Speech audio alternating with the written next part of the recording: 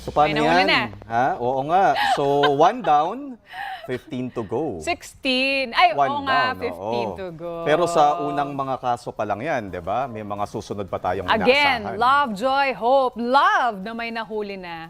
Ayun. Joy kung may mahuhuli pa. Yan ang Hope aabangan na marami natin. pang mahuli, ha?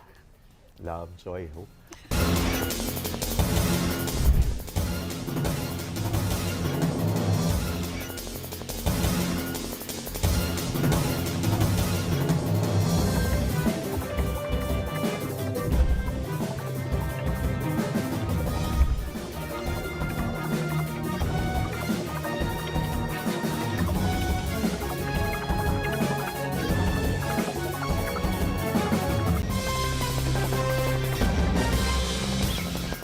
Liza Aquino, ABS-CBN News.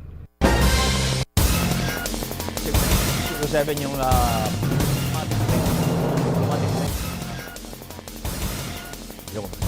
malamang, kaya mayabang. Samantala, tukoy na ng mga pulis ang 3 lalaki na sumugod at nanakit pa sa loob ng isang bahay sa Pasig City. At ayon sa pulisya, nag-ugat umano ang insidente sa pagtatalo ng isa sa mga sospek at ng kanyang 13 taong gulang, 13 anyos, na nobya, napaka niya sa naturang bahay. Mayor Vico! Ang halos 4 na bilyong pisong Christmas cash gift sa higit 400 libong eligible pensioners ngayong December 4. Inanunsyo ng municipal government ng Badian na pansamantalang isususpinde matapos mabagsakan ang tour guide. Ayon sa OWA, kalahati ng inilalapit na hinaing ng mga OFW sa kanilang tanggapan. Bronze medal naman ang iuuwi ng kapwa Pinoy pole vaulter na si Elijah Cole. Para pagpaliwanagin ang nakarehistrong may-ari ng kotse at para humarap siya sa pagdinig ng ahensya sa Disyembre 3. Bago pa tumama sa bansa ang Super Typhoon Yolanda noong 2009, At susunod, ano pang aabangan kay Atisha Manalo na mag-apply para sa malaking diskwento sa tubig, Tinodo?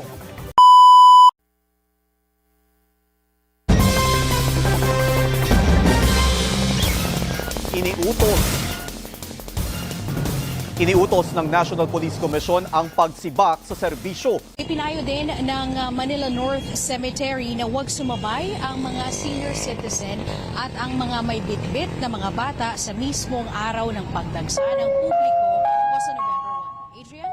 Maraming salamat, Daryl Sarmiento.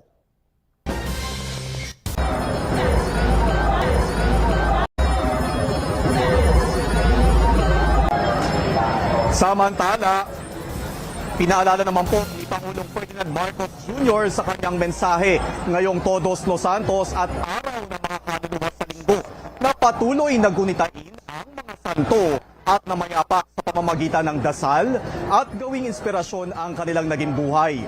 Tingin nila ay nakinig yung mga bumibisita dito na huwag na magdala ng mga ipinagbabawal para hindi na rin makaabala. Adrian? At yung paalala natin sa mga magdadala ng mga fur babies nga, yung kanilang mga pet na aso, ay iwan na lamang sa bahay, ano?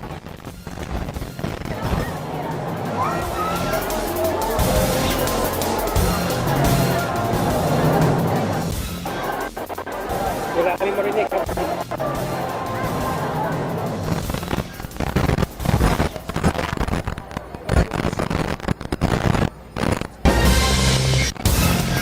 Maraming salamat, Harleen Delgado. Samantala, mas mababa kumpara sa inaasahang bilang ang mga bumisita sa Manila South Cemetery sa Makati City ngayong Todos los Santos. Hindi na nangahas na lumusong si Pelilia at mga kaanak niya para mabisita ang nicho ng kanilang mga namayapang kapamilya.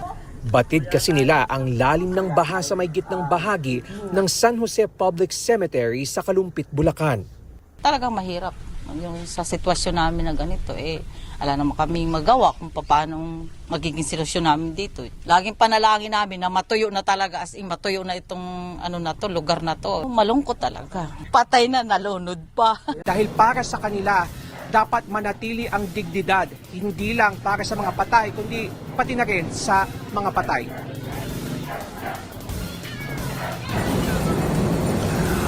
Live pa rin mula sa binabahang Hagonoy, Bulacan. Maraming salamat, Rafael Bosado.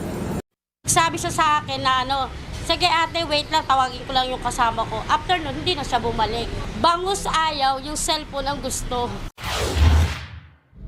Bug. Bomba. Aray. Go na, di makagalaw. Bug. 3 points sa ulo. Bug. Layup. Michael Jordan. Mula Batanes hanggang Bohol.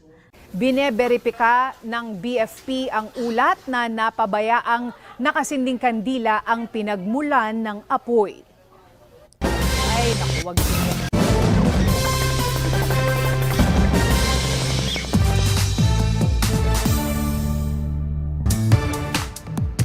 Nakapag mawi-wawi na ba ang lahat? Bernadette? Maraming salamat, Victoria Tulad.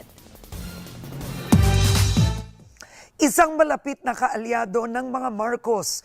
Dito siya natulog. Dito po siya nag-overnight dahil nagkaroon siya ng voluntary custody dito sa NBI. Tapos pinapakita rin niya, Alvin, ito yung maleta niya. Ma'am, okay lang po ba?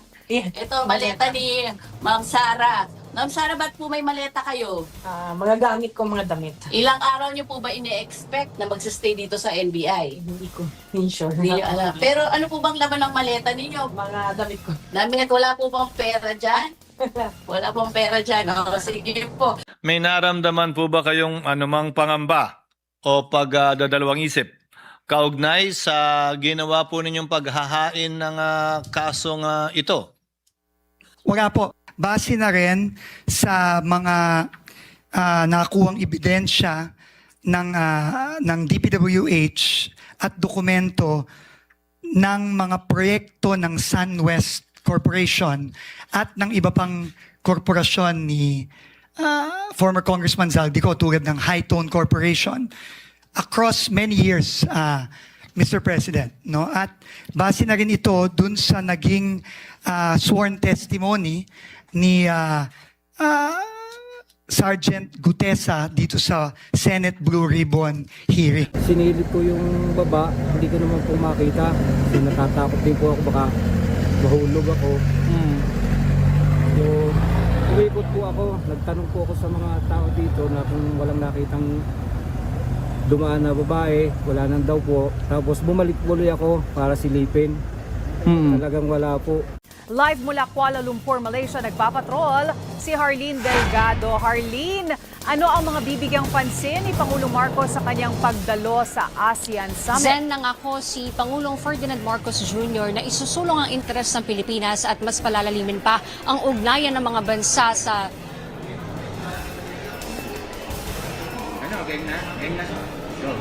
Zen nangako si Pangulong Ferdinand Marcos Jr. na susuportahan yung mas malalim nga na ugnayan ng mga bansa sa Southeast Asia sa gitna yan ng iba-ibang hamong kinahaharap ng rehiyon at ng buong mundo. Kabilang sa mga ibinibentang laruan ngayon ay ang mga nauusong brain rot characters na patok sa mga chikiting tulad nina Tung Tung Tung Sahur at Ballerina Cappuccina na mabibili sa halagang 250 pesos. Kaya para iwas disgrasya, may diskarte ang ilang Pinoy. Siya lagi. Oo, kasi pagdating po talaga sa paputok, isang tao lang po talaga dapat. Para less harm po talaga sa mga bata. Ito, walang delikado, walang gastos. Nung araw, takap ng kaldero, maingay na, pwede tan. Dito sa lugar. So ano pa hinihintay natin mga kapamilya? Suotin na po natin ang ating paboritong winter outfit at mag-let it go, go, go na tayo dito sa Quezon City. Balik sa'yo, Ate B. Go, go, go! Maraming salamat, Liza Aquino. Mga kapamilya, meron din pong aabangan ngayong weekend. Mapapanood ninyo ang TV Patrol Regional. Isa po itong Ako si Annie Perez. Alas 10, isa loud. gikan sa milya, gikan sa tawag nga medical parole, mao na ang mga labing uwahi. Isa po itong maikling digital newscast. Ano pangalan? May gusto tong sabihin mo. Hindi, gusto ko lang ito'y kwento ng ICI. Ang alin? ACI? Kung paano nagkakilala itong mga engineer ng Department of Public Works and Highways.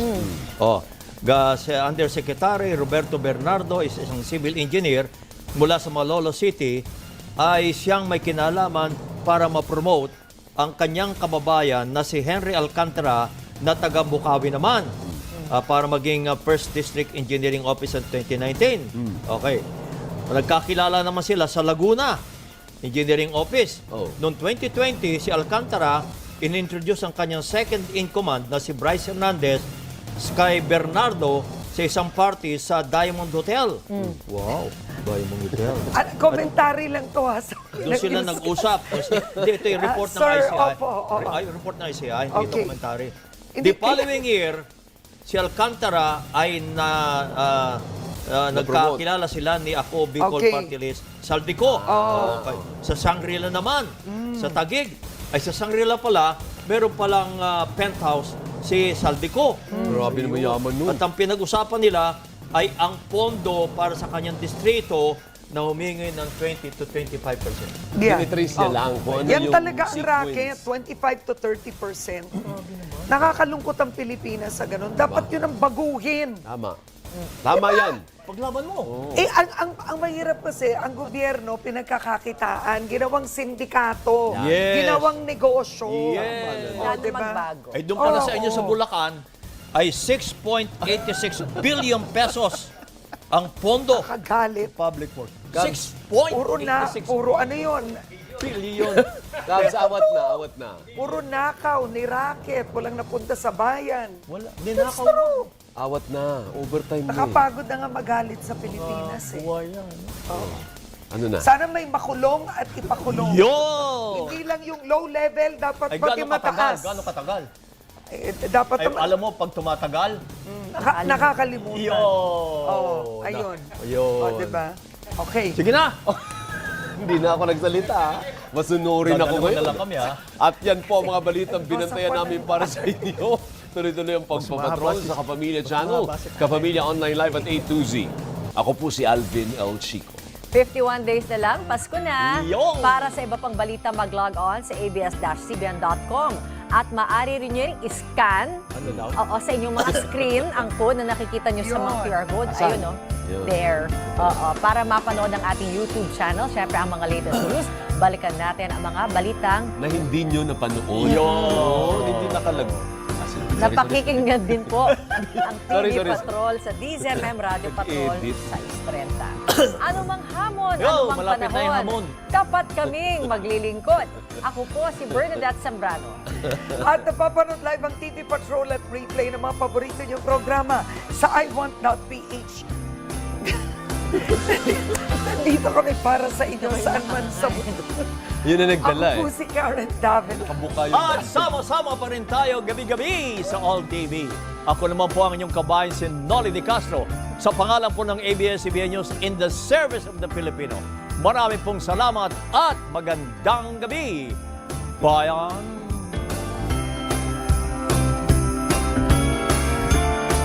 Ako po si Adrian Ayalin. Kapamilya, 4 na oras na lamang po, 2026 na para sa iba pang mga balita. Mag-log on sa abs-cbn-.com. Maaari nyo rin po kaming scan ang QR code sa inyong mga screen para mapanood ang aming YouTube channel at mga latest news o balikan ang mga balita na nakalagpas po sa inyo. Anumang hamon, anumang panahon. Ako po si Johnson Manabat. Napapanood ng live ang TV Patrol at replay ng iba pa mga paborito ninyong palabas sa iWant.ph. At sama-sama rin po tayo gabi-gabi sa All TV 2. Ako naman po, si Zen Hernandez, sa ngalan ng ABS-CBN News in the service of the Filipino. Maraming salamat at magandang gabi, bayan!